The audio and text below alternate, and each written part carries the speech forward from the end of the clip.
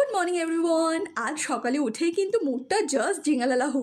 Y? Because কাল রাত থেকে বৃষ্টি শুরু হয়ে গেছে, যার জন্য গোটা ওয়েস্ট বেঙ্গল আই থিঙ্ক অপেক্ষা করছিল। সকালটা শুরু হয়েছে মায়ের হাতে চা আর বিস্কিট দিয়ে, and nothing can be better than this. আর সকালে উঠেই একটা তাজা খবর পেয়ে গেছি যে আজকে দুপুরে হতে চলেছে আমার পছন্দের চিংড়ি মাছের ঝোল, তাও আবার মায়ের হাতে। এই সমস্ত চিংড়ি মাছের মালাইকারি টালাইকারি টেস্ট না জাস্ট ভুলে যাবে আমার মায়ের হাতের এই সিম্পল আলু পেঁয়াজ দিয়ে করা চিংড়ি মাছের ঝোল খেলে। রান্নার কিছু টিপস অ্যান্ড ট্রিক্স মায়ের থেকে পাওয়া, যেমন রান্নায় সবসময় যে কোনো জিনিস পেস্ট করে দিলে বেটার হয়, সেটা তুমি শিলনোড়ায় করো বা মিক্সারে। আমার মা টমেটোকে কখনো 4 টুকরো করে কেটে তরকারিতে দিয়ে দেয় না, সবসময় ওটাকে ভালো করে ঘষে তার পিউরি বানিয়ে তারপরে দেয়।